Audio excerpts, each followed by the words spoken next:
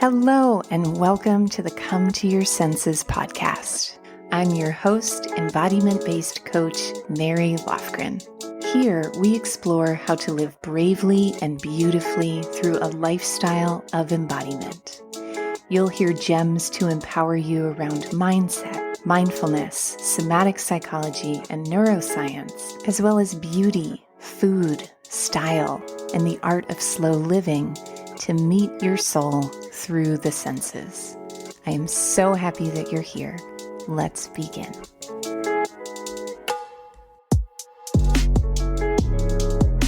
Hello, beautiful beings, and welcome to Come to Your Senses.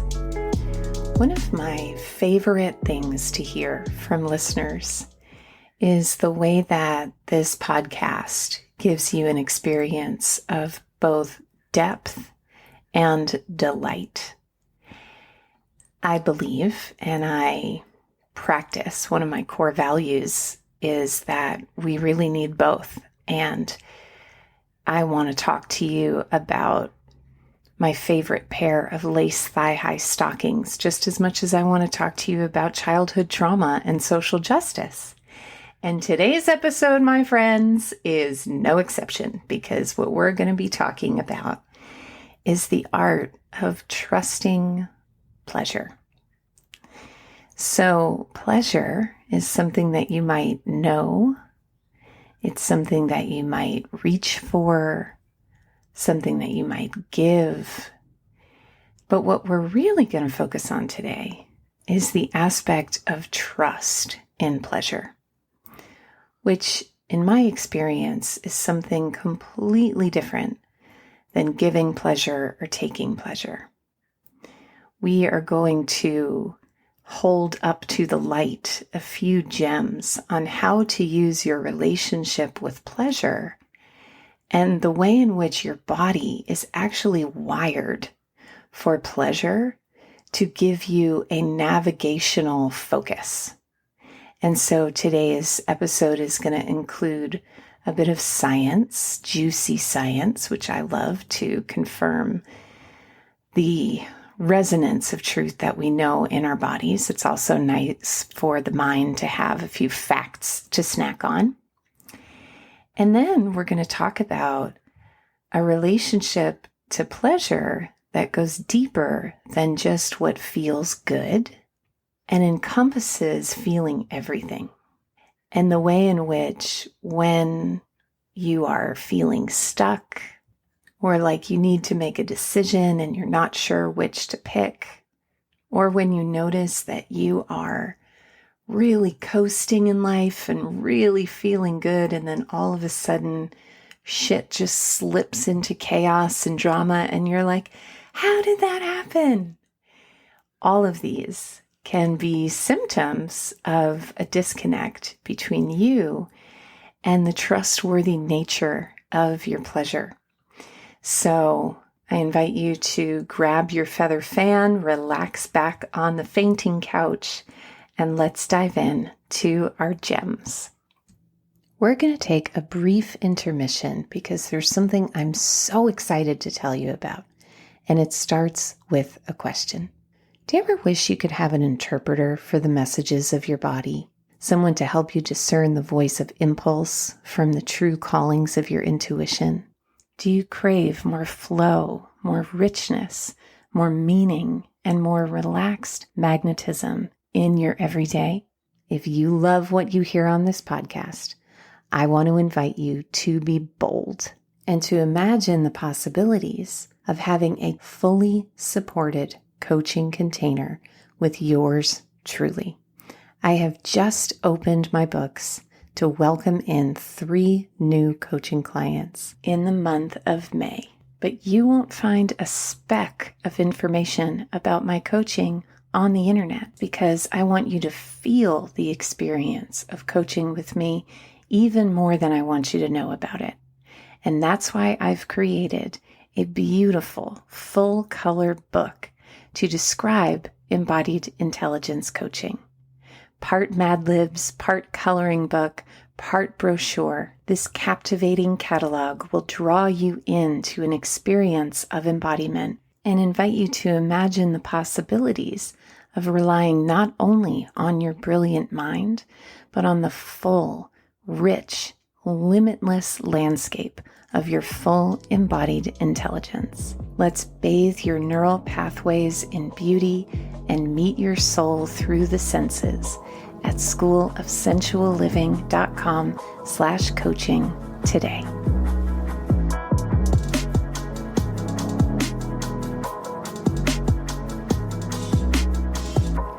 And so where we're going to begin today, we've already talked about some of the context for trusting pleasure. And we're going to jump right into our content. And the first is weaving the basket of what we know in our bodies to be true around pleasure so that it has a firm place to land. And this is where we turn to science, evolution, and biology. So one of the things that has been so incredibly empowering and liberating to me in learning about my own personal brand of crazy is the way that our evolution has really relied on pleasure and connection to hang in there for 15 million years. When we think about our ancestors and hunter-gatherers who are seeking sustenance, and they come across a bush of raspberries, there's a reason that nature and our body's compatibility with those raspberries is a harmonizing symphonic sensation of pleasure, as opposed to, say, sticking one's hand in a pile of bear poop and holding it up to your nose and making a decision if you want to eat it. There's a reason that one smells foul to our senses and one smells invitational. And that is really the technology of pleasure, that pleasure does have a trustworthy component at a very baseline level to us taking our next breath. And I find that so affirming that when I feel connected to that natural flow of what feels like organic pleasure, that there is an intelligence to that. And things can get a little tricky when we start talking about real pleasure versus false pleasure, or pleasure that tunes you into life versus pleasure that takes you out of life, because I don't believe that it's a binary spectrum of either or, but a full Roy G. Biv expansion of the nuances and the notes of what pleasure is. And the truth is, even if I'm binging Escape to the Chateau, which is one of my favorite shows of all time, on Netflix or Peacock, which is where it's broadcast, and I'm compulsively avoiding what I need to do that day, I'm still experiencing pleasure. I'm still seeking pleasure. And so that brings us to, I suppose that was our first gem, is the way in which trusting pleasure is not only a spiritual existential concept, but it's actually a very natural biological imperative. And the second gem takes that a level deeper to understand that even in our most destructive, frustrating, stuck-ass patterns, everything that we do has some motivation in pleasure. So I want to read to you a quote from Carolyn Elliott, who wrote the book Existential Kink, which has been teaching me a lot about pleasure and the various dimensions of pleasure. And this is from her Instagram, and it says, "On gratitude, the truth that I come back to again and again that helps me access the warm, sweet glow of gratitude despite my Morrissey-esque automatic response to life is that gratitude is fucking excruciating." She goes on to say in the caption, "It's excruciating because it entails humbling myself long enough to aside my habitual ego identity as someone who's frustrated and lacking what she wants, and opening up to feel the hugeness of that gift that's being laid upon me at every moment. Friends' faces, trees, breath, food, conscious awareness itself. Ugh, yuck. My ego is getting itchy just talking about it. Oh, I love that so much. And as someone who has an aversion and an allergy to forced gratitude lists, this really dropped me into my body and some new insights around gratitude and my resistance to that kind of a practice. But anyway, what I really intend in bringing that into this gym is the possibility that there is pleasure in the pain that we garner from our stuck patterns. And this can be really liberating information, because if pleasure and pain are not opposites, then they're just simply different flavors of chocolates on the tray that you get to make a choice around. So an exercise to experiment with this in your own life is to take something that you feel like you don't really like about yourself or about your life or your patterns, or, and I would suggest starting maybe not with like your core wound, deepest childhood trauma, but maybe something that just kind of annoys you and frustrates you. So I'm going to use being disorganized. I talk about this a lot on the podcast. There is some core wounding in my life around mess and a messy house, which I won't go into right now. But one of my frustrations is like, I feel like I'm constantly cleaning my house. Like I don't have a relationship to being in the moment. When I open the mail and I leave the junk and I just take with me what I need into my office. And then later on, I'm having to clean up the mail. So I get so annoyed with myself about this. And then I go into a shame spiral. And that, anytime there's that level of drama and intensity, there's the hit of adrenaline, which is actually really pleasurable. So what I tell myself on the outside is, I hate being messy. And one of the things that might be illuminating is to try turning that around and instead say, I just love being messy. And notice if there's truth to that. So when I drop that into my own body and my own experience, I love the adrenaline that I get from always having something to do. I love the fact that I don't have to face my own existential loneliness at the end of the day by sitting down and relaxing. I love that I always have mail to clean up or dishes to do or things to keep me in that buzz and that spark of working. I love that this part of my identity gives me a chaotic edge, like, I'm just a creative. I'm not built that way. I just move like a rocket around my life and blah, blah, blah. And I feel a little vulnerable sharing this with you because I know that many of you in my clients and when I talk to prospective clients on the phone or over Zoom, when we have our coaching consultation calls, our pre-coaching call, you'll say things to me like, I just want to move through my life like you move through your life, Mary. Like when you wake up and you light your incense and fluff the tulips in your vase and all of these things that I do talk about here on the podcast and that I do. This is my lifestyle, and I am very glaringly, proudly human inside that spiritual practice of making the curtains match the drapes in what I say I want being what I do.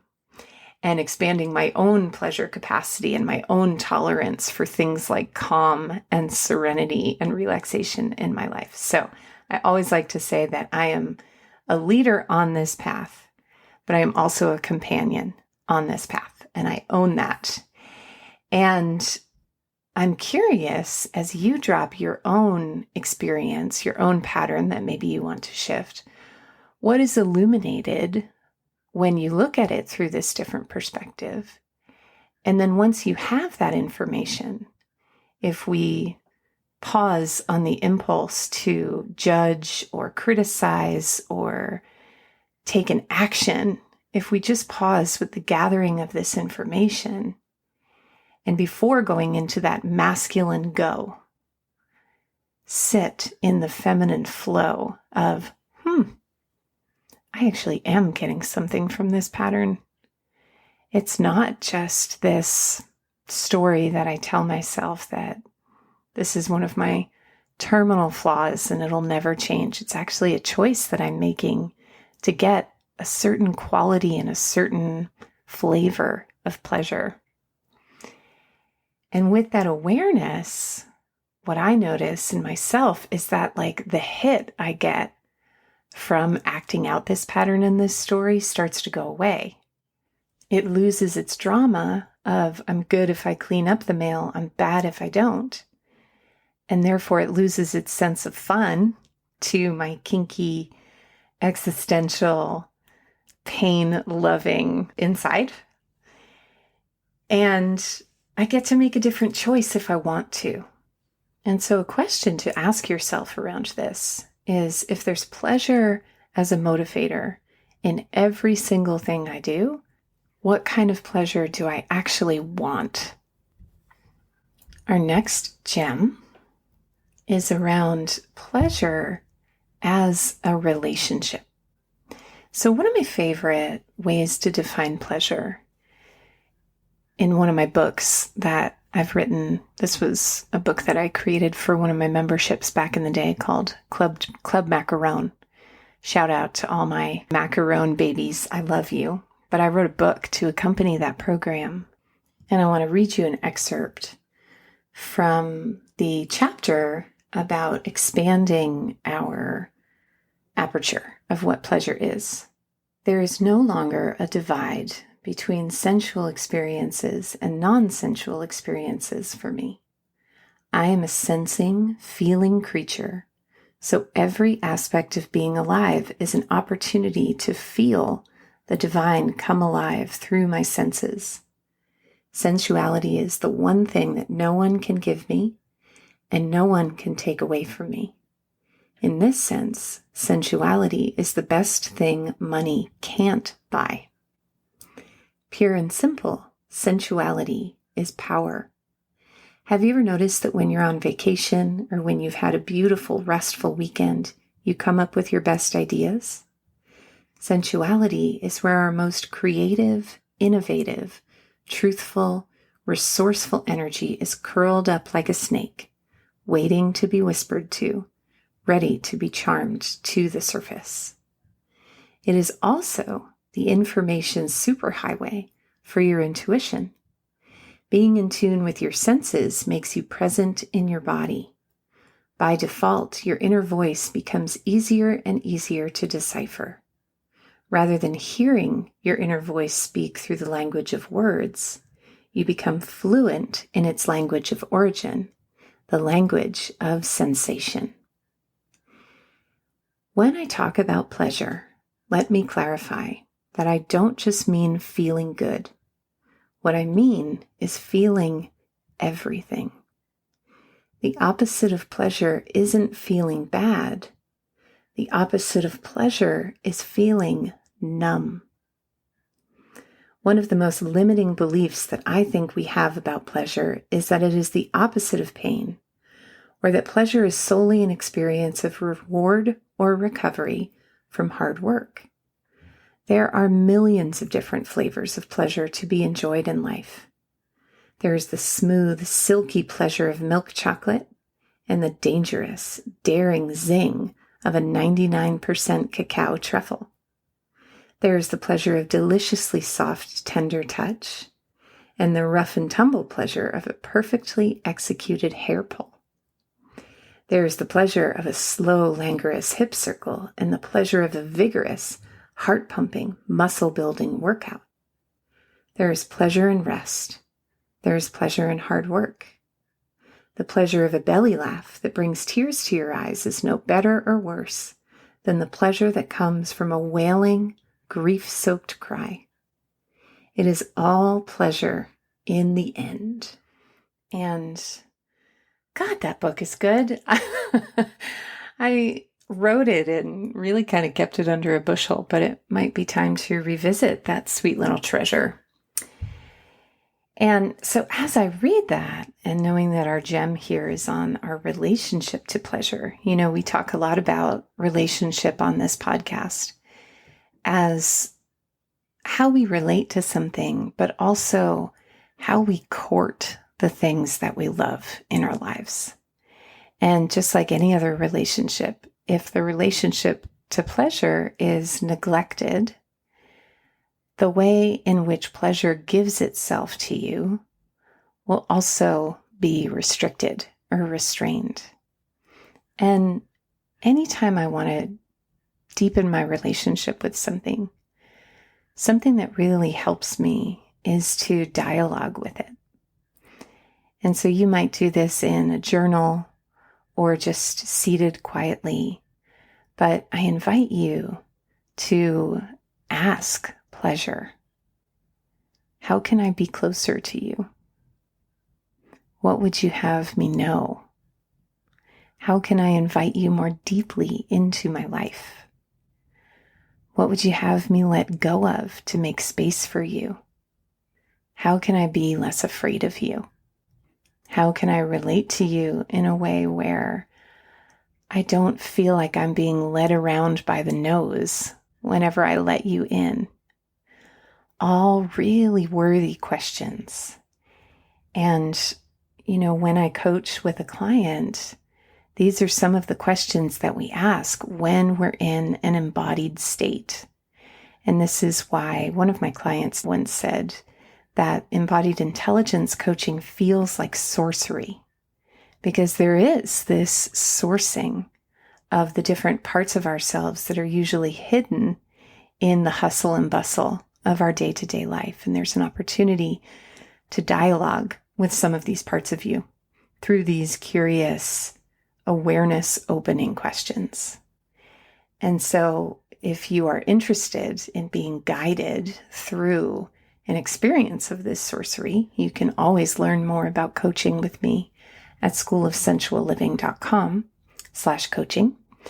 But in the meantime, these are conversations that you can have at any time, in any way, so that instead of having to figure it all out, you can allow yourself to be guided by this dialogue of what you want to be in relationship with. And the final gem around trusting pleasure is really simple, and that is to trust pleasure.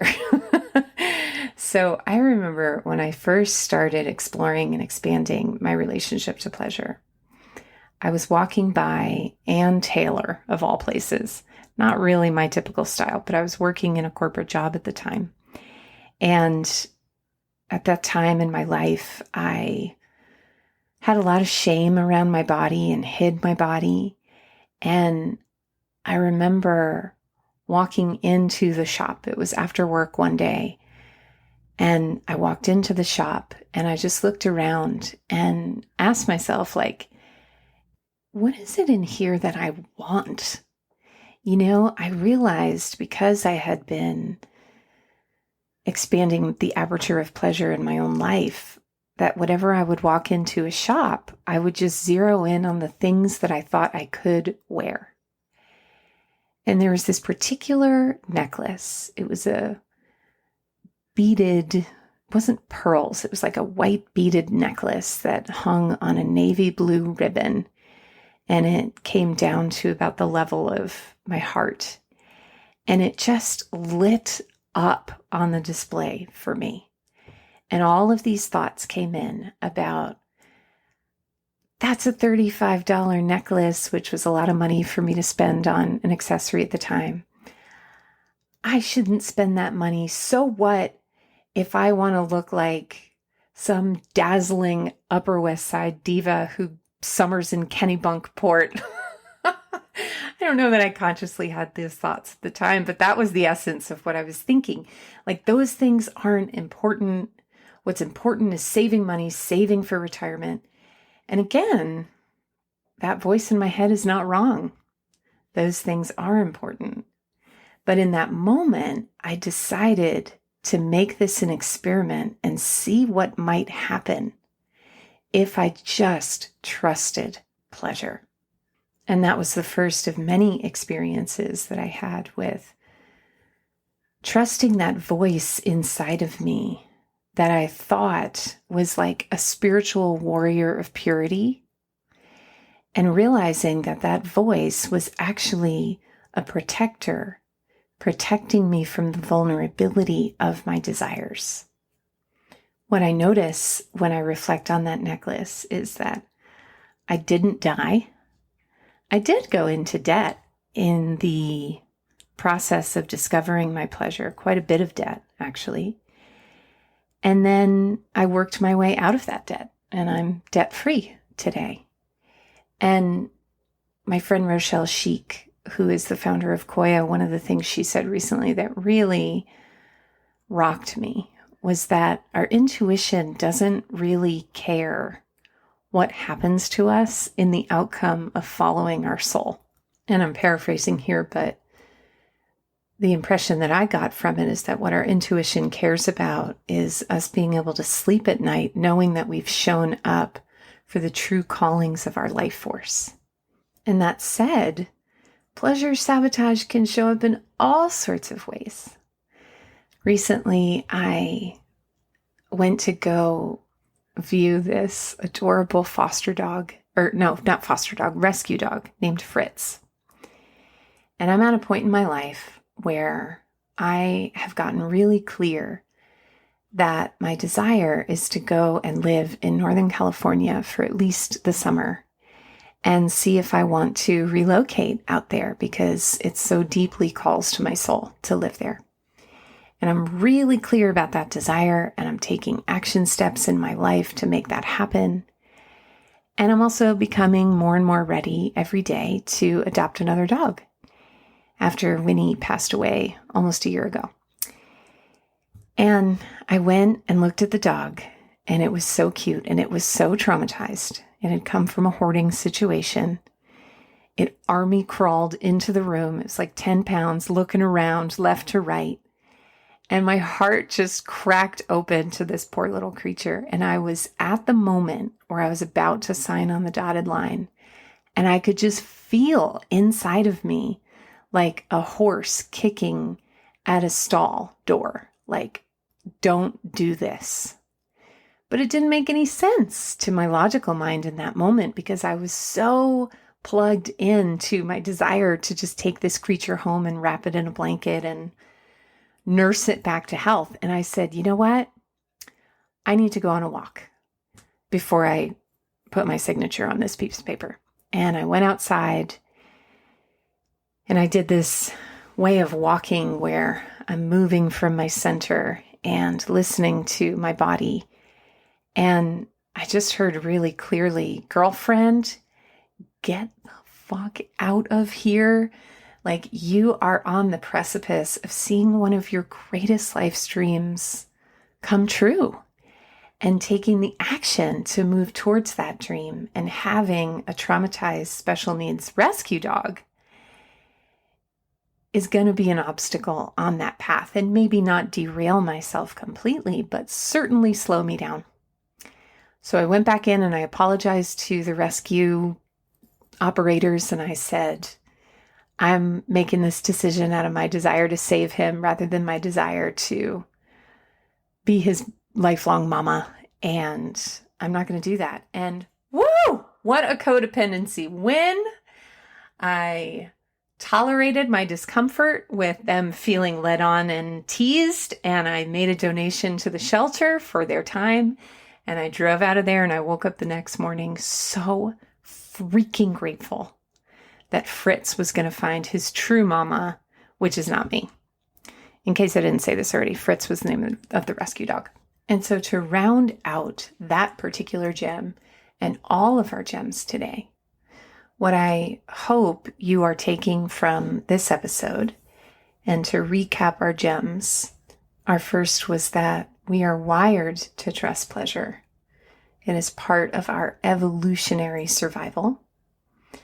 That everything is pleasure.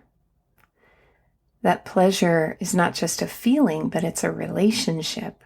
And that pleasure comes in all different varieties. So even the discomfort of not adopting that rescue dog was its own form of pleasure that I probably would have missed out on had I only been defining pleasure as what feels good and soft. And so may these gems expand your aperture of pleasure and your capacity for pleasure, and the relationship of pleasure as being a guiding force for how to make trustworthy decisions in your life.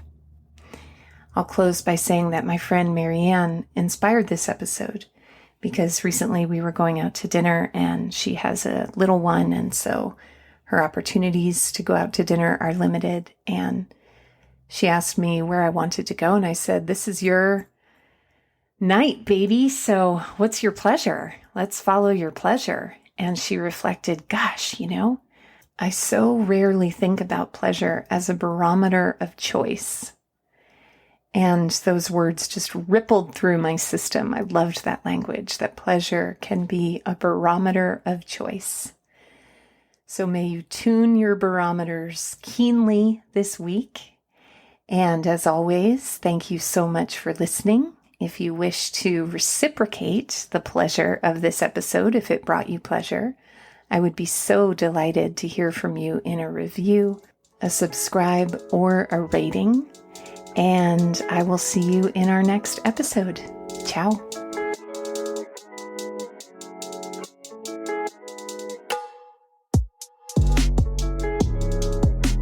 For coaching, classes, and community in creating a lifestyle of embodiment, head to schoolofsensualliving.com. There you'll find a free video series on how to reduce anxiety and intercept the stress response through powerful, confident body language. Head to schoolofsensualliving.com/confidence to watch your first video